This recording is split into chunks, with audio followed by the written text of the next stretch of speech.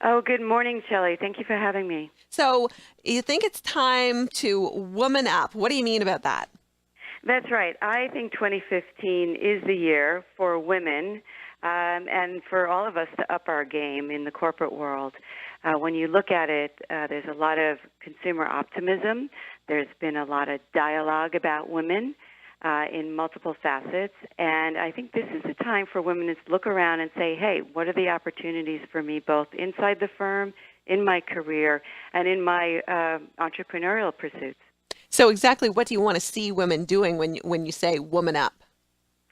When I say women up, I looked at all the headlines this year, and the one that intrigued me the most was when Google reported using their data system, their data to say what the discrepancy was on diversity in their workforce.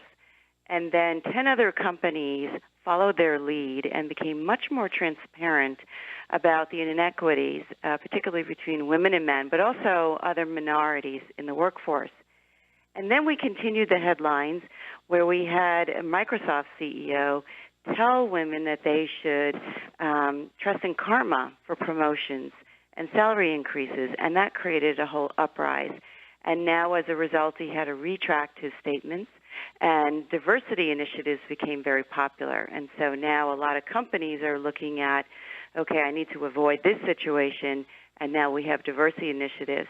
And then the same year, we had on the U.S. side, Janet Yellen became the chairman of the Federal Reserve, and she said, wait a minute, this isn't a male role. This is a gender-neutral role. So she changed the name to chair. And the momentum just continued into 2015 with companies signing up saying, you know what, we need to do more. So what I say to women is, you have this much visibility going on. This is the time for you to walk in to your companies and say, I'm interested, I'm excited, and I'm optimistic about my prospects, and I want to get involved. And whether it's for promotion, salary moves, salary increases, or lateral moves, this is the year that I think people should voice up. And what do you think is holding some women back, say, from doing what you're asking them to do in 2015? I think what it is that one can be that they haven't had any results in the past. Number two is, in some of my research, we find that women are just not as confident about their capabilities as men, and it's just a matter of articulating it. And number three is just not being aware of what are the opportunities in the company. So I think by going way back to the Google, starting to shine a light, which I thought was great, women are not alone in their companies. There's many companies that need to fix the problem and women up. And more women are just going it alone, starting their own business and being their own boss and starting from there. Yeah, so I'm very excited about women. You know, women-owned businesses are outpacing all other businesses, particularly in the U.S. at a rate of 1.5 times. And what that says to me is that women are seeing that they have multiple options, that they can work in the corporate world, they can work in the nonprofit world, but they can also pursue business ownership and entrepreneurship.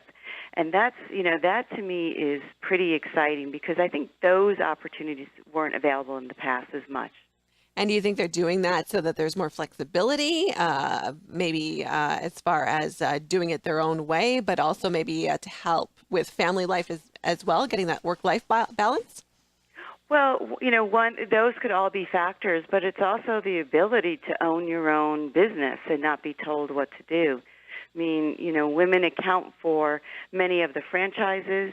Women's owned businesses are in high growth, and our young women under 30 are really becoming very active in the startups.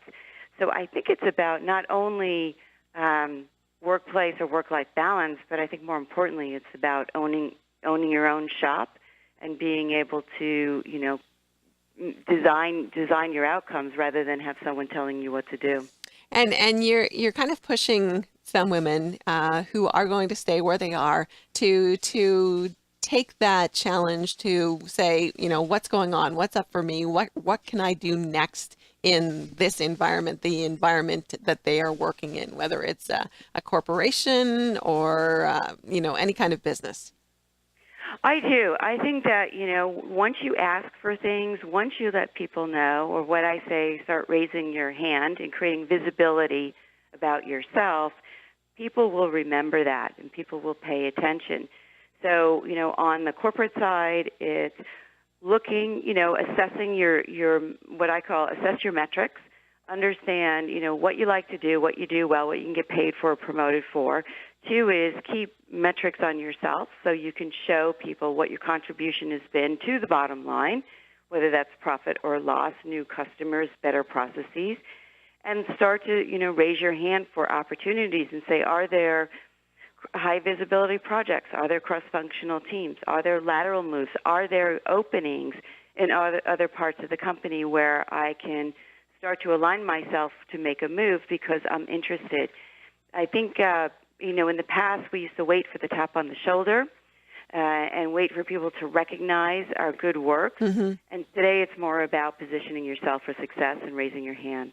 And it's really about that confidence and having the confidence to basically say, look what I can do and I can do it, and promoting yourself. And sometimes self-promotion is hard, right? Self-promotion can be hard, but if you make it into a dialogue around data that you have collected and proof points about yourself, Mm-hmm. it doesn't become self-promotion.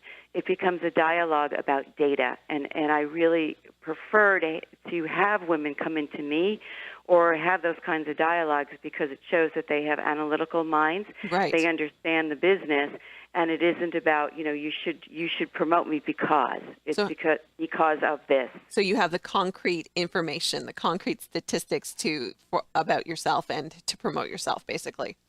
Yes. And I think everyone should make a note of that, even if you have your own businesses, is document, right? What are the business successes? Who are your customers? What are the testimonials? What's the volume or the revenues that you've achieved? Because that attracts other customers. So we have to remember that self-promotion based on data is something that can really help our businesses both inside the company and outside. And that's a good point. Evaluating yourself. If you are your own boss, you have to do that to stay competitive, right? You do. You really need to know your landscape. And I think a lot of women are really enjoying running their own businesses because they see how much opportunity that they have to learn other areas rather than one functional area, just marketing or just sales or just information technology or finance. Because when you run your own company, you have to understand all facets of business, and you also have to be able to manage people, manage your finances, and become very strategic. So I think a lot of women are looking at that saying, I fit that model quite well. Whether it's based on being a mother or being a sister, women fall into that category and really are embracing it. Interesting conversation, Dr. Wilen. Thanks very much. People can check out your website as well if they want more information. Yes, my website is TraceyWilen.com, TraceyWilen.com, and my Twitter is @TraceyWilen. Thank you. Thank you.